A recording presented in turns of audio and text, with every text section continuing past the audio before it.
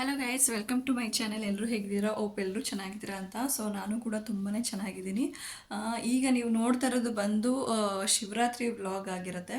Actually ನಾನು ಮಾರ್ನಿಂಗೇ ಎದ್ದು ಪೂಜೆ ಮಾಡಬೇಕಂತ ಹೇಳಿ ಅಂದ್ಕೊಂಡಿದ್ದೆ, ಬಟ್ ಆಗಲೇ ಇಲ್ಲ. ಯಾಕೆ ಅಂತ ಗೊತ್ತಿಲ್ಲ. ರಾತ್ರಿ ಎಲ್ಲ ನೈಟೆಲ್ಲ ನಿದ್ದೆನೇ ಬರಲಿಲ್ಲ.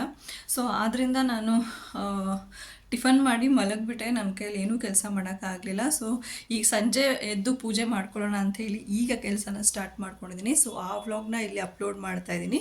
ಆ್ಯಂಡ್ ನಾನು ಲಾಸ್ಟ್ ಇಂಟ್ರಡಕ್ಷನ್ ವಿಡಿಯೋ ಹಾಕಿದಾಗ ನನಗೆ ಕೆಲವೊಂದು ಕಮೆಂಟ್ಸ್ಗಳು ಬಂದಿದೆ. ಅಂದರೆ ಸಬ್ಸ್ಕ್ರೈಬರ್ಸ್ದಲ್ಲ, ನನ್ನ ಫ್ರೆಂಡ್ಸ್ಗಳ ಹತ್ರ ಅಥವಾ ನನ್ನ ರಿಲೇಟಿವ್ಸ್ಗಳ ಹತ್ರ ಶೇರ್ ಮಾಡಿಕೊಂಡಾಗ, ನಿನಗೆ ಇದೆಲ್ಲ ಈಗ ಬೇಕಿತ್ತಾ, ಈ ಟೈಮಲ್ಲಿ ಬೇಕಿತ್ತಾ, ನಿನಗೆ ಟೈಮ್ ಸಿಗೋದಿಲ್ಲ, ಮತ್ತು ನಿನ್ನ ವೀಡಿಯೋಸ್ ಯಾರು ನೋಡ್ತಾರೆ ಅನ್ನೋ ರೀತಿಲಿ ಕೆಲವರು ಮಾತಾಡಿದ್ದಾರೆ.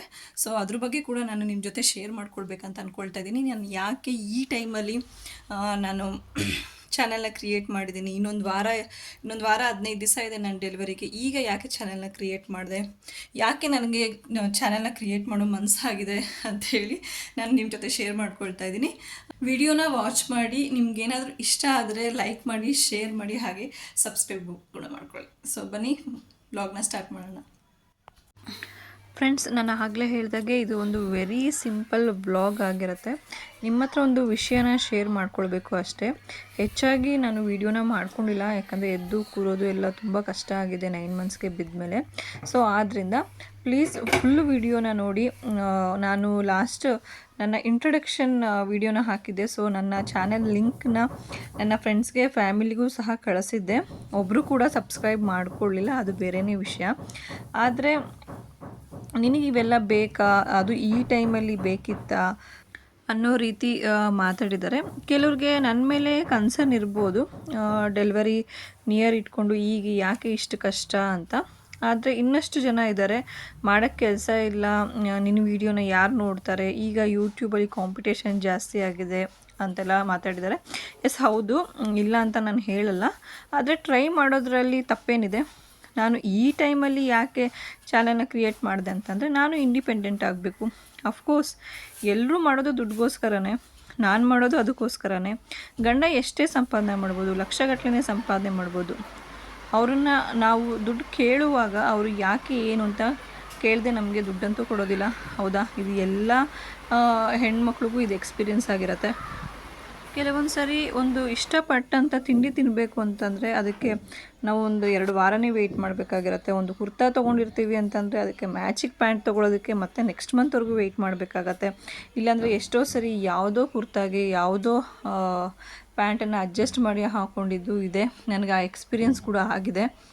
ಹಾಗಂತ ನನ್ನ ಗಂಡ ಕೊಡಲ್ಲ ಅಂತ ಏನಿಲ್ಲ, ಖಂಡಿತ ಕೊಡ್ತಾರೆ ಕೇಳಿದಾಗ.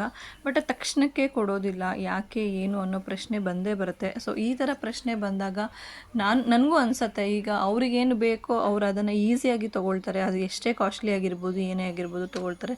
ಬಟ್ ನಮಗೆ ಅಂತ ಬಂದಾಗ ಯಾಕೆ ಅಷ್ಟು ಕಾಸ್ಟ್ಲಿ, ಯಾಕೆ ಅಷ್ಟು ದುಡ್ಡು ಅನ್ನೋ ಪ್ರಶ್ನೆ ಬಂದೇ ಬರುತ್ತೆ. ಸೊ ನನಗೆ ಅವಾಗ ಅನಿಸೋದು, ನಾನು ಇಂಡಿಪೆಂಡೆಂಟ್ ಆಗಿದ್ದಿದ್ರೆ ನನಗಿಷ್ಟ ಬಂದಿದ್ದನ್ನು ನಾನು ತೊಗೊಳ್ಬೋದಾಗಿತ್ತಲ್ಲ ಅಂಥೇಳಿ.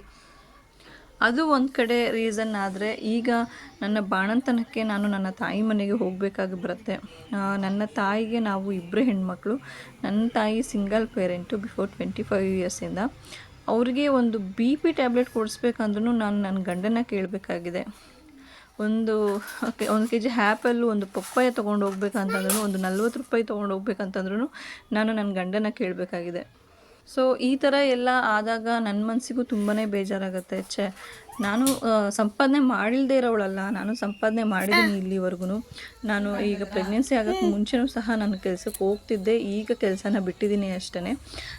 ಬಟ್ ಆವಾಗಿಂದ ನಾನು ಅರ್ನಿಂಗ್ಸ್ ಮಾಡ್ಕೊಂಡು ಬಂದಿರೋಳು. ಈಗ ಆಲ್ ಆಫ್ ಎ ಸಡನ್ ನನ್ನ ಕೈ ನಿಂತೋಗಿದೆ. ಸೊ ನನಗೂ ಕೂಡ ಅನಿಸ್ತಾ ಇದೆ, ನಾನು ಏನಾದರೂ ಮಾಡಬೇಕು ಇಂಡಿಪೆಂಡೆಂಟಾಗಿ, ಜೊತೆಗೆ ಮನೇನೂ ನೋಡಿಕೊಂಡು, ಮಕ್ಕಳನ್ನೂ ನೋಡಿಕೊಂಡು, ಈಗ ಬರುವಂತಹ ಮಗುಗೆ ಆರೈಕೆ ಕೂಡ ಮಾಡಿಕೊಂಡು ನಾನು ಏನು ಮಾಡ್ಬೋದು ಅಂತ ನನಗೆ ಯೋಚನೆ ಬಂದಾಗ ನನಗೆ ಫ್ಲ್ಯಾಶ್ ಆಗಿದ್ದೆ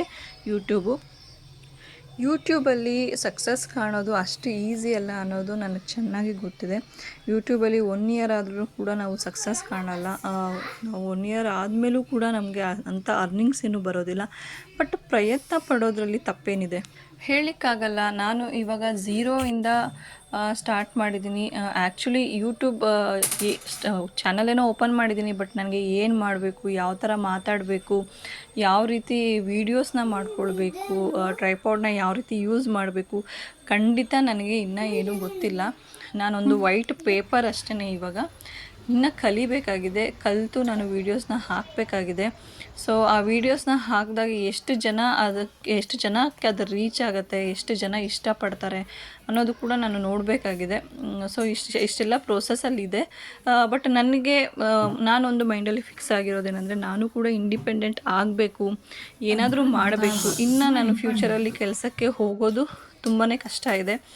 ಚಿಕ್ಕ ಮಗುನ ಇಟ್ಕೊಂಡು, ಆಲ್ರೆಡಿ ಒಂದು ಮಗುನ ಇಟ್ಕೊಂಡು, ಇಬ್ಬರು ಮಕ್ಕಳನ್ನ ಮನೆಯಲ್ಲಿ ನೋಡಿಕೊಂಡು ನಾನು ಫ್ಯೂಚರಲ್ಲಿ ಮತ್ತೆ ಕೆಲಸ ಮಾಡೋದು ನನಗೆ ಅಸಾಧ್ಯ ಅಂತಲೇ ಹೇಳ್ಬೋದು. ಇನ್ನು ನನ್ನ ತಾಯಿ ಬಗ್ಗೆ ಯೋಚನೆ ಮಾಡಿದಾಗ ನನಗೆ ತುಂಬಾ ಗಿಲ್ಟ್ ಫೀಲ್ ಆಗುತ್ತೆ. ಅವ್ರಿಗೆ ಇಬ್ಬರು ಹೆಣ್ಮಕ್ಳು, ಅವರು ಸಿಂಗಲ್ ಪೇರೆಂಟು, ಒಬ್ಬರೇ ಮನೆಯಲ್ಲಿ ಇರ್ತಾರೆ. ಅವರಿಗೆ ನಾಳೆ ಏನಾದರೂ ಕಷ್ಟ ಬಂದಾಗ, ಹೆಲ್ತ್ ಇಶ್ಯೂಸ್ ಆದಾಗ ಒಂದು 500 ರೂಪಾಯಿ 1000 ರೂಪಾಯಿ ಅವ್ರಿಗೆ ಖರ್ಚು ಮಾಡಬೇಕು ಅಂದ್ರೂ ನಾನು ನನ್ನ ಹಸ್ಬೆಂಡ್ ಹತ್ರ ಕೇಳಬೇಕಾಗತ್ತೆ. ಸೊ ಎಷ್ಟೇ ಆಗಲಿ ಅವರು ಅಳಿಯನೇ, ಮಗ ಅಂತೂ ಆಗಲಿಕ್ಕೆ ಸಾಧ್ಯ ಇಲ್ಲ. ಅವರು ಎಷ್ಟೇ ಮಾಡಿದ್ರು ಕೊನೆಗೆ ನಾವು ಮಾಡಿದ್ವಿ, ನಾವು ನೋಡ್ಕೊಳ್ಳಿಲ್ವ ಅನ್ನೋ ಮಾತು ಬಂದೇ ಬರುತ್ತೆ, ಅದು ಎಷ್ಟೇ ಒಳ್ಳೆಯವರಾಗಿದ್ದರೂ ಅಷ್ಟೇ. ಸೊ ಆ ಥರ ಸಿಚುಯೇಷನ್ನ ನನಗೆ ಫೇಸ್ ಮಾಡೋಕ್ಕೆ ಇಷ್ಟ ಇಲ್ಲ.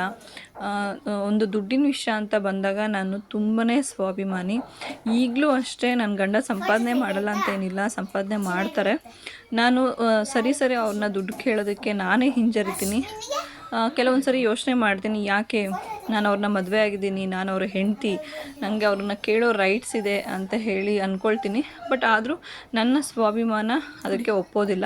ಸೊ ಹಂಗಾಗಿ ನಾನು ಹೆಚ್ಚಾಗಿ ಅವ್ರ ಹತ್ರ ದುಡ್ಡನ್ನ ಕೇಳೋಕ್ಕೆ ಹೋಗೋದಿಲ್ಲ.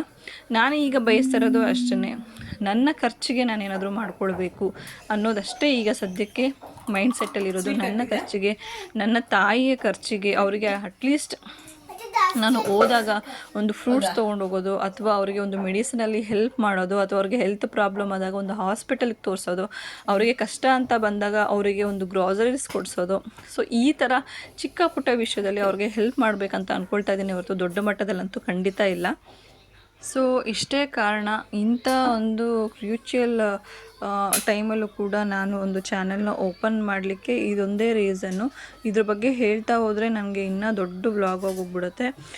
ನೋಡೋಣ, ನನ್ನ ಕೈಲಾದಷ್ಟು ಎಫರ್ಟ್ನ ನಾನು ಹಾಕೋಕ್ಕೆ ಪ್ರಯತ್ನ ಪಡ್ತೀನಿ ನನಗೆ ಟೈಮ್ ಸಿಕ್ಕಿದಾಗೆ. ನನಗೂ ಗೊತ್ತು, ಸಕ್ಸಸ್ ಅನ್ನೋದು ತಕ್ಷಣ ಖಂಡಿತ ಸಿಗೋದಿಲ್ಲ. ತುಂಬಾ ತಾಳ್ಮೆ ಬೇಕು, ತುಂಬಾ ಪರಿಶ್ರಮ ಬೇಕು. ನಾವು ಕೂಡ ಇಲ್ಲಿವರೆಗೂ ಬಂದು ಒಂದು ನೆಮ್ಮದಿ ಜೀವನ ನಡೆಸ್ತಾ ಇದ್ದೀನಿ ಅಂತಂದರೆ ನಾನು ಅದ್ರ ಹಿಂದೆ ತುಂಬಾ ಸಫರ್ ಇದೆ. ಸದ್ಯಕ್ಕೆ ಈ ಜರ್ನಿನಲ್ಲಿ ಯಾರದೇ ಆಗಲಿ ಸಪೋರ್ಟ್ ಇಲ್ಲ, ನಾನು ಒಬ್ಬಳೇ ಹೆಜ್ಜೆ ಇಡ್ತಾ ಇದ್ದೀನಿ. ನೋಡೋಣ ಏನಾಗುತ್ತೆ ಅಂತ. ಏನಾದರೂ ತಪ್ಪಾಗಿ ಹೇಳಿದರೆ ಕ್ಷಮೆ ಇರಲಿ. ಮತ್ತು ಮುಂದಿನ ವೀಡಿಯೋದಲ್ಲಿ ಸಿಗ್ತೀನಿ. ಲಾಟ್ಸ್ ಆಫ್ ಲವ್ ಜೊತೆಗೆ ನಿಮ್ಮ ಲಕ್ಷ್ಮಿ. Thank you.